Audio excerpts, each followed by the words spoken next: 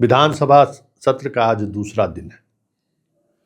आज हंगामा के साथ साथ कई सार्थक बहस भी हुई और बहस में सत्ता पक्ष ने ही अपने मंत्रियों को घेरने से बाज नहीं आए, परहेज नहीं किया उन्होंने, और इस तरीके से घेरा कि मुख्यमंत्री को भी सफाई देते नहीं बनाया। चाहे होल्डिंग टैक्स का मसला हो, चाहे रोड पर जो टैक्स लेने वाले हैं, मंत्री जी तो हाथ जोड़ लिए। पथ परिवहन मंत्री, किससे टैक्स लीजिएगा? कि पेट्रोल का दाम बिहार में सबसे ज़्यादा क्यों है? हमको छोड़ दीजिए, वापस ले लीजिए। मंत्री पहली बार बेचारे मंत्री बने थे, बहुत कुछ समझते भी नहीं हैं वो कि खेल कहाँ हो रहा है। कमर्शियल टैक्स कह रहे हैं कि हम खाली कमर्शियल वाहन से लेंगे, रोड टैक्स मतलब जो पुल टैक्स वगैरह लेना है, लेकिन कैबिनेट से तो वो बात पास हुआ नहीं है। तो आज सदन में, चाहे विधानसभा हो चाहे विधान परिषद हो, खुद सरकार को सरकार के विधायक ने घेरा है। स्वास्थ्य के क्षेत्र में आज निशांत ने एक विधेयक पेश किया है जिसमें नर्सिंग व्यवस्था में सुधार के लिए ओपन खोला है बिहार को कि आइए कहीं डिग्री लेकर आइए, तो इसके लिए कोई और फॉर्मेलिटी करने की जरूरत नहीं है, नर्सिंग के क्षेत्र में आप काम कर सकते हैं। तो ये बेहतर नर्सिंग की दिशा में एक महत्वपूर्ण कदम है। लाल फीताशाही इससे कमज़ोर होगा और अच्छे एक्सपीरियंस वाले, अनुभवी, बढ़िया डिग्री वाले लड़कियां, महिलाएं, पुरुष नर्स के रूप में बिहार काम करने के लिए आ सकते हैं। तो आज उस पर भी विधेयक पेश हुआ है। उसके अलावा कई और चीज़ें सामने आई हैं जो ज़बरदस्त कह सकते हैं कि जिसको हम बार बार जिसकी चर्चा हम कर सकते हैं, वो शिक्षा विभाग है। शिक्षा विभाग में तो आज फिर मंत्री जी बुरे फंसे। हालांकि दिल्ली गए जाने की वजह से दूसरे मंत्री जी को प्रभार देकर गए, वो मंत्री जी हाफ गए। तो क्या आज सदन में हुआ, जरा आप देखिए। वह स्वीकृत किया गया है। महोदय देखिए,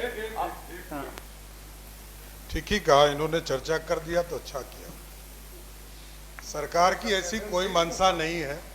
मैं सिर्फ जानकारी देना चाहता हूं इनको कि ये जो पूरे विस्तार से इन्होंने बताया कि गरीबों के ऊपर टैक्स लगने वाला है, ऐसा कोई प्रावधान उसमें नहीं है। गांव के अंदर जो होर्डिंग लगेंगे उसके ऊपर चर्चा है।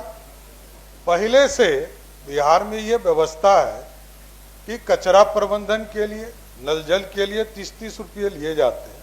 ये जरूर चर्चा की गई। सरकार ने एक नियम बनाया, इसके आधार पर रूल्स में कई चीज़ों का बदलाव करेंगे, लेकिन जो ये उन्होंने चर्चा किया कि पूरी तरह गरीबों के ऊपर टैक्स लगाने की बात है, पूरी तरह निराधार है। ठीक हो गया, आपको माननीय मुख्यमंत्री का आ गया ये।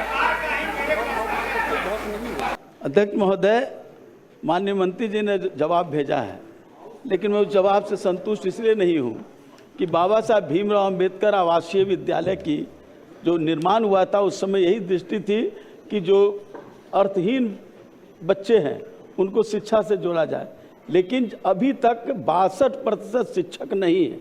जब 62% शिक्षक नहीं है तो उन बच्चों के पढ़ाई का क्या होगा?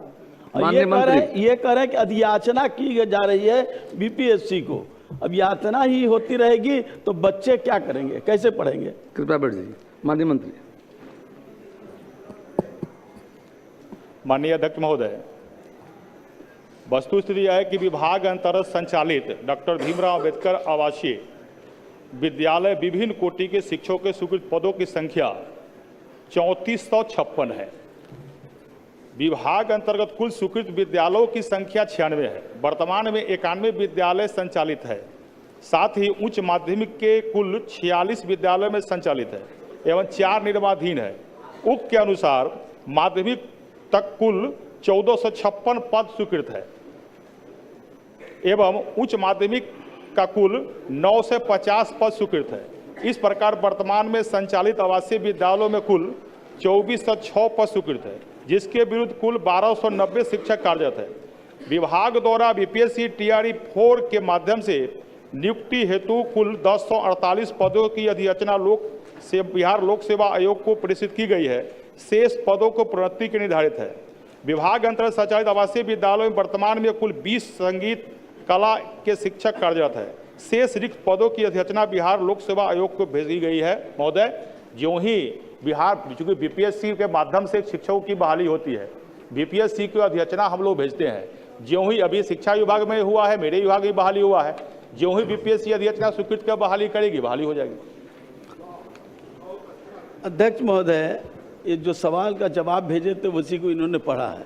मैं पूछ रहा हूँ कि जब 96 में 91 ही विद्यालय कार्यरत हैं इनके अनुसार, तो बाकी जो 5 विद्यालय हैं उसमें तो अभी चल नहीं रहे। एक दूसरा है कि अधिसूचना ये जारी किए हैं, मांग रहे हैं बीपीएससी से, कब होगा, क्या होगा, एक समय सीमा ये दें कि इतने समय तक हम इसमें शिक्षक बहाल कर देंगे, एक समय दें हमको। सरकार का प्रयास जारी है जी, आशा कीजिए जल्द ही जारी है सर, जारी रहेगी, लेकिन ये कब तक, एक तिथि तो तय करें कि इतना तारीख तक या इस महीने तक या इस वर्ष तक शिक्षक हम वहाँ बहाल कर देंगे, ताकि बच्चे को शिक्षा से वंचित नहीं बहाल होना करना है। पड़े। बीपीएससी को माननीय मंत्री का अनुशंसा गया है सर गया है, लेकिन ये हो जाते रहेगा, कब तक होगा, क्या वंचित रहेंगे छात्र पढ़ने से? बैठिए। महोदय, माननीय सदस्य का चिंता जायज है और आपके चिंता पर सरकार पूरी गंभीरता से अधिसूचना बीपीएससी को भेजा है। बहुत जल्द जब यूं ही बीपीएससी उसको अधिसूचना के आधार पर बहाली करेगी, विद्यालय में शिक्षक हो जाएंगे। लेकिन इसके बाद ही बता दें माननीय मंत्री जी, माननीय सदस्य को, जो विभाग इतना गंभीर है, जो पूरे जिले के सभी जिलाओं में सावित्रीबाई फुले छात्रावास की अलग से स्वीकृति दिया है। इसलिए और हर अभी 40 हमारा आवासीय विद्यालय और निर्माण शुरू है, वहां भी हमको शिक्षक की बहाली करना है। इसलिए बीपीएससी की से अधिसूचना की गई है, जो ही बीपीएससी बहाली करेगी हमारे शिक्षकों की संख्या बढ़ जाएगी। श्री मंजीत कुमार सिंह प्लीज बैठ जाइए। माननीय नेता बोल रहे हैं, प्लीज बैठिए, बैठ जाइए। माननीय मुख्यमंत्री जी बोल रहे हैं। अध्यक्ष महोदय, ये अति गंभीर है, इसको जो माननीय मंत्री जी ने कहा है वो भी सही है, और माननीय सदस्य की जो चिंता है वो भी गंभीर। इसलिए मैं शिक्षा विभाग से विशेष तौर पर इसके मॉनिटरिंग करने के लिए कहता हूँ, और 1 महीने के अंदर वहाँ पर प्रतिनियुक्ति के आधार पर सभी शिक्षक उपलब्ध करा दिए जाएंगे। श्री मंजीत कुमार सिंह। कहना सही हो सकता है। अध्यक्ष महोदय, आधुनिक डिजिटल शिक्षा को बढ़ावा देने के लिए बहुत सारे कॉलेजों में कंप्यूटर एकदम पड़ा हुआ है। जाने के बाद देखने पर मतलब पीड़ा होता है कि एकदम मुश्किल लगता है कि ये धूल 1-1.5 परत हो गया, एकदम मतलब कबाड़ खाना में बदल गया है वो। और सरकार 2012-13 में जैसा कि जवाब में आया है कि BSEIDC के तहत ये आधुनिक डिजिटल शिक्षा को बढ़ावा देने के लिए बहुत सारा योजना पैसा खर्चा गया था। लेकिन मैंने मंत्री जी से यही जानना चाहते हैं कि वो योजना समाप्त हो गई है तो एकदम उसको पुनः चालू कराया जाए, क्योंकि आज के डेट में अब तो हम सदन में भी चाहेंगे AI का भी बढ़ावा होना चाहिए स्कूल कॉलेज और डिग्री कॉलेजों में। तो ये पुराना जो योजना हमारे पूर्व के मुख्यमंत्री जी का बहुत बड़ा ड्रीम है, वो मतलब एकदम देखने पे पीड़ा हो रही है। तो उसको चलाने के लिए क्या कोई योजना है अभी तत्काल में? माननीय मंत्री से जानना चाहते हैं। अध्यक्ष महोदय, माननीय सदस्य की चिंता एकदम जायज है। यह योजना 2012-13 की स्वीकृत योजना है और ये बूट मॉडल के तरह इसको चलाया गया था। BSIDC के माध्यम से ये कराया गया था। और महोदय, ये बात सही है कि बहुत सारे विद्यालयों में कंप्यूटर ले जाके रख दिए गए। इसका मैंने भी जांच करा करके और इसका रिपोर्ट मांगा है। लेकिन महोदय, मैं माननीय मुख्यमंत्री जी को धन्यवाद दूंगा कि अभी 2 दिन पहले माननीय मुख्यमंत्री जी जब मॉडल स्कूल का उद्घाटन कर रहे थे बेगूसराय में, और उसके एक दिन पहले 2 दिन पहले यहाँ शास्त्री नगर से जो कन्या महाविद्यालय है वहाँ से जब जाकर उन्होंने पटना के 10 स्कूलों के सहित 150 हाई स्कूलों में जब उन्होंने ऑनलाइन पढ़ाई की व्यवस्था शुरू की तो उन्होंने हमारे विभाग को निर्देशित किया कि 15 अगस्त तक जितने भी बिहार के विद्यालय हैं जहां कंप्यूटर रखे गए हैं उसको पूरी तरह से चालू करना है। इसलिए हम माननीय सदस्य को यह बताना चाहते हैं कि 15 अगस्त तक सभी विद्यालयों में यह योजना प्रारंभ कर दी जाएगी। श्री आलोक कुमार मेहता, आलोक जी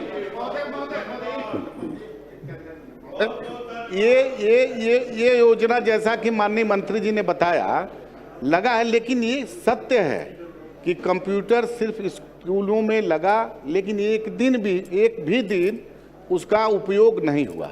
तो क्या हम आप माननीय मंत्री से जाएंगे कि वो जांच करा करके और जो ये इसमें अनियमितता दिखी है इसकी कार्रवाई करना चाहेंगे? जांच करा दीजिए। पूरे बिहार की बात कर रहे हैं।